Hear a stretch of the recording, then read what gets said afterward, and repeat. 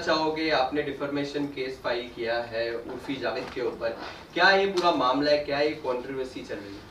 देखिए, मीडिया को पहले आज आने के लिए बहुत बहुत शुक्रिया। किसी ने कहा कि मैं मीडिया पब्लिसिटी के लिए मैं काम करती हूँ, तो पहली बात तो ये है कि मीडिया की पब्लिसिटी के लिए मुझे काम करने की ज़रूरत नहीं। जहाँ मैंने एक मीडिया का इनविटेशन रिलीज़ किया, आप सभी भाई लोग मेरे सामने खड़े हैं, अल्हम्दुलिल्लाह। वो कहते हैं ना कि किसी के बोलने से कुछ नहीं होता है।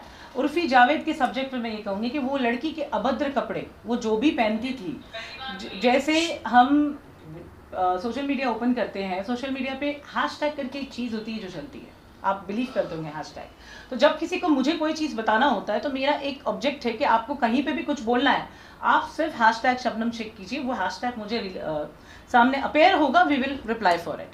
Eight the same manner Urfi के कपड़ों के ऊपर लोगों ने लिख लिख के मुझे कहा कि इसके ऊपर एक्शन दीजिए। ये हमारे देश की संस्कृति का मजाक उड़ा रही है, ये हमारे मुंबई शहर का मजाक उड़ा रही है कि मुंबई में लोग दूर दराज हिंदुस्तान के कोने कोने से लोग आते हैं अपने सपने साकार करने के लिए। मुंबई माया नगरी, नो डाउट। आप मुंबई आइए, आप हिंदुस्तान के किसी भी कोने से आ रहे हैं, आपको अपना काम दिखा के आपको काम हासिल करना है, आपको बॉडी ऑन रोड। मेरा ऑब्जेक्शन था उर्फी जावेद से कि तुम जो अभद्र कपड़े पहन के रोड पे आती हुई, इससे मुझे ऑब्जेक्शन है। अगर तुम्हें कुछ करना है तुम अपना स्टूडियो बुक करो और वहां जाके आप करो whatever kind of model you are. लेकिन उसने मेरे जो ऑब्जेक्शन के ऊपर उसने सीधा उठ के मुझे गालियों से नवाजा। वो लाइव आई, उसने अपने इंस्टाग्राम के ऑफिशियल हैंडल से उसने मुझे पोस्ट की गालियों में उसने मुझे बिच कहा। तो मुझे ये पूछना है कि मैं किसी एंगल से बिच नजर आती हूँ? मेरा सरकार से प्रश्न है, मेरा आवाम से प्रश्न है। उसने कहा कि मैंने उसे एक कॉल किया था उसकी हेल्प करने के लिए। क्या उसके पास ऐसा कोई कॉल है? तो है, तो पिछले 25 दिन से उसने ऐसी कोई कॉल रिकॉर्डिंग क्यों नहीं रिलीज की? एक्चुअली ये लड़की जो काम करती है, उसके काम करने का तरीका आप सब लोग जानते हैं। लोग मीडिया को भी बुरा बोलते हैं कि मीडिया उसको कवर क्यों करती है। मीडिया का काम क्या होता है? जो सही हो, गलत हो, सच हो, झूठ हो, जो सामने दिख रहा है उसको कवर करे, दैट्स कॉल्ड मीडिया। मीडिया हकीकत बयान करती है। मीडिया का मतलब ये होता है। मीडिया को लोग गालियां दे रहे हैं कि वो उर्फी को कवर क्यों करते हैं। भाई, कोई अच्छे कपड़े पहन के निकलेगी लड़की, अच्छे कपड़े पहन के निकलेगा लड़का, उसको कवर किया जाता है। कोई कपड़े नहीं पहन के निकलता शहर में, उस लिए भी मीडिया कवर करती है। तो मीडिया को ऑब्जेक्शनली रिमार्क करना जनता की तरफ से, ये मेरे हिसाब से एक बात है कि गलत है। जहां तक मैंने कहा कि वो एयरपोर्ट पे पहुंचती है, जहां पे ना उसका डिपार्चर है ना उसका अराइवल है, वो उधर जाके एक रोड शो करती है। तो क्या वो रोड शो करने की गवर्नमेंट ने उसको परमिशन दी? वो हर जगह उतर के वो शो करती है, भले उसका शो 5 मिनट का हो, 25 मिनट का हो, जितना भी उनका टाइम पास वो उधर रोड पे चलता है एयरपोर्ट के प्रीमाइसेस पे। क्या उसने लीगल परमिशन आज तक ली है? उर्फी, अभी तक तो मैंने शुरू किया है, तूने मुझे बिच शब्द से नवाजा है। मुझे कॉल्स आ गए हैं कि मैं इसे माफ़ कर दूँ, ये मिलना चाहती है, माफ़ी मांगना चाहती है। इन कॉल्स से मुझे कोई लेना देना नहीं। मैं सिर्फ इतना जानती हूँ, जिस तरीके से तूने मुझे गाली दी, मैंने तुझे कपड़े पहनने बोला था मेरी माँ, मैंने तेरे को नंगा घूमने नहीं बोला था कि तुझे मैंने डिफेम कर दिया। तूने मुझे जिस तरीके से डिफेम किया, तूने मेरा अरेस्ट होता हुआ वीडियो, जो कि एक झूठे केस में अरेस्ट किया हुआ, अगर वो केस जेन्युइन होते तो शायद मैं अब तक कन्विक्ट हो जाती, लेकिन वो केस जेन्युइन नहीं है। उसके लिए सरकार काम पे लगी हुई है, the work is going on. ऐसी कोई चीज़ नहीं है जो पुलिस स्टेशन में बैठ के तय होती है कि सही है या गलत है। हर चीज़ जो पुलिस स्टेशन में बनती है, यानी कि मैं बात कर रही हूँ कंप्लेंट्स की, वो सही है गलत है, उसका फैसला बाकायदा कोर्ट करती। कोर्ट ने अभी तक किसी को अनुमति नहीं दी है कि वो कहीं और बैठ के उसका फैसला करे। इस लड़की ने जो मुझे डिफेम किया, उसके अगेंस्ट मैंने डिफेमेशन का केस फाइल किया। मैंने जब बांद्रा पुलिस स्टेशन में पहुंची एफआईआर के लिए, तो सीनियर पीआई ने मुझसे पूछा कि मैम आपके पास इसका नंबर, एड्रेस वगैरह कुछ है? तो आई सेड मेरे पास कुछ नहीं है। तो उन्होंने कहा कि तो फिर ये पूरा मैटर साइबर क्राइम को जाता है, the matter has put it to the cyber crime as well. जिस तरीके की उसने थ्रेटनिंग दी, वो मैसेज बताना मुझे। क्या पहले तो आपको स्टोरीज के द्वारा अब तक कुछ आपको टारगेट किया जा रहा था, बट अभी जो चीज़ एविडेंस आपने हमको दिखाया, उन्होंने अपने वेरीफाइड अकाउंट से आपको मैसेज किया, तो क्या मैसेज किया आपको? वो मैसेज ये है, मुझसे पंगा मत ले, मैं तुझे जिंदा खा जाऊंगी। ये उसका वेरीफाइड अकाउंट है। मैं तुझे जिंदा खा जाऊंगी, मेरे बॉडीगार्ड साथ में होते हैं, मैं तेरा ये कर लूँगी, मैं तेरा वो कर लूँगी, मेरे पास तेरी कॉल रिकॉर्डिंग है, मेरे पास तेरे वीडियोज़ है, और वो मुझे जिंदा कैसे खाएगी मुझे देखना। उसने इतनी गंदी लाइन लिखी है, उसने लिखा है कि वो खड़े खड़े मेरा पेशाब निकाल देगी। तो उर्फी जावेद, मुझे जानना है कि मेरा खड़े खड़े पेशाब आप कैसे निकालोगी। I just wanted to see that. मुझे ब्लड प्रेशर की प्रॉब्लम नहीं थी। जब से इस लड़की का वो लाइव वीडियो और ये मैसेजेस पड़े हैं, मेरी तबीयत खराब हो गई है। ये सारी चीज़ें हमारे जोनल डीसीपी जोन 9 को दी गई है, रिटर्न में दी गई है। यहाँ तक का उसको मैंने पर्सनल डीसी साहब को व्हाट्सएप करके सारी चीज़ों की अपडेट दी कि ये लड़की मुझे कितना थ्रेटन कर रही है। अगर ये लड़की का कैरेक्टर मैं बताऊं, मैं किसी का कैरेक्टर असासिनेशन नहीं करने बैठी जिस तरह उसने मेरा किया। अगर वो मेरा कैरेक्टर असासिनेशन कर रही तो कोर्ट में सारे प्रूफ्स लेकर आए और साबित करे कि मैं किसी एंगल से गलत हूं। ये लड़की का कैरेक्टर ये है, इसको किसी के खिलाफ बोलने के लिए पैसे मिलते हैं। ये एक्चुअली एक्सटॉर्शनिस्ट का काम कर रही है।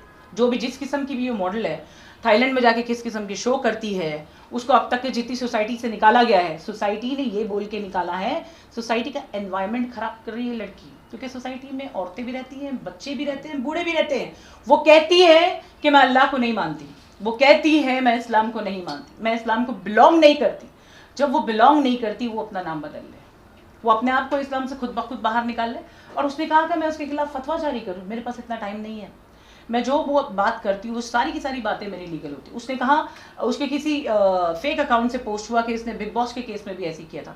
मैं आज बिग बॉस के केस पे एक छोटी सी रोशनी डालती हूँ। जिस भी कंटेस्टेंट ने 2017 बिग बॉस के कंटेस्टेंट ने मुझे कंप्लेंट दी थी कि सलमान खान ने उसको अब्यूज़ किया, उसको जो इमोशनल अटायर फील हुआ, उसने उसके बेस पे अपने आप को ख़त्म करने की कोशिश की।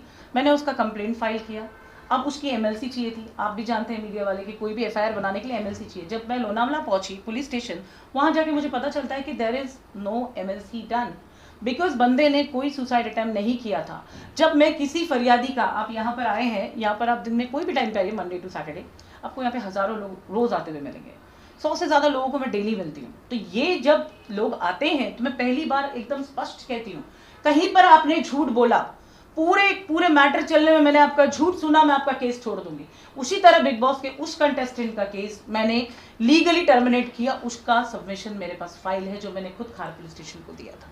ठीक है, तो कोई मेरे ऊपर रिमार्क उठाना, और उसने क्या लिखा कि मैं उससे आके माफी मांगूंगी, जूते मेरे नीचे हैं, माय फुट, सुन ले जितने की भी तू होगी। तूने क्या लिखा मुझे? मैं ना कोई गरीब हूँ, ना मैं कोई बेचारी हूँ, ना मैं तुझे गरीब समझ रही हूँ, ना मैं तुझे बेचारी समझ रही हूँ। तूने जितना मुझे बदनाम करना था, जितनी मेरी बदनामी करनी थी तूने की, अब बाकी का फैसला कोर्ट करे। क्या आपको लगता है ये आप इसको उर्फी जैसे को आपके पीछे कुछ एक साजिश रचाने के लिए किसी ने हायर किया है, क्या लग रहा है? बिल्कुल, मुझे ऐसा लगता है कि इस लड़की को किसी ने बाकायदा पैसे दे के, कॉन्ट्रैक्ट दे के खड़ा किया है जो ये बोल रही है। अगर उसकी बातों में इतनी भी सच्चाई होती, मैंने मेरे ऑलमोस्ट अभी 14 दिसंबर को हेल्प केयर फाउंडेशन 18 साल पूरा करेगा। जब मैं 18 साल की थी मैंने तब शुरू किया, अब हेल्प केयर 18 साल पूरा करेगा।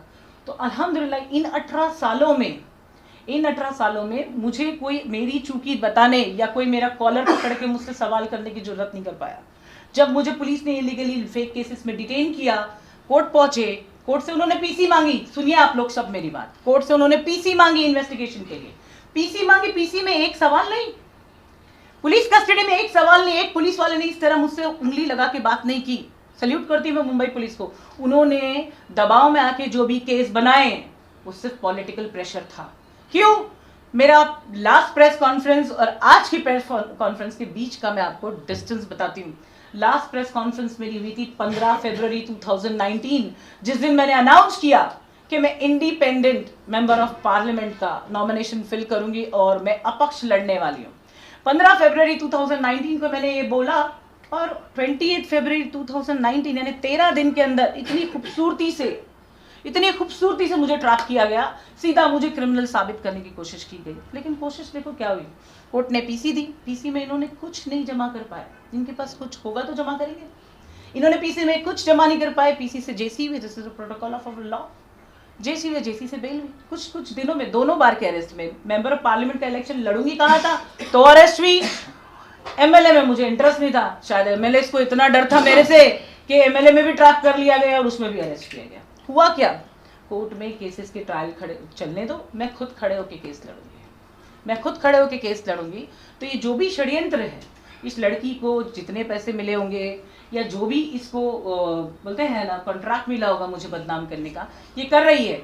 इसने वीडियो शेयर किए मेरे, इसने बहुत कुछ शेयर किया ये साबित करते हुए कि I am doing something wrong. आपको क्या लग रहा है कि अभी रुको, यहीं से कट मारो। हाँ हाँ सर।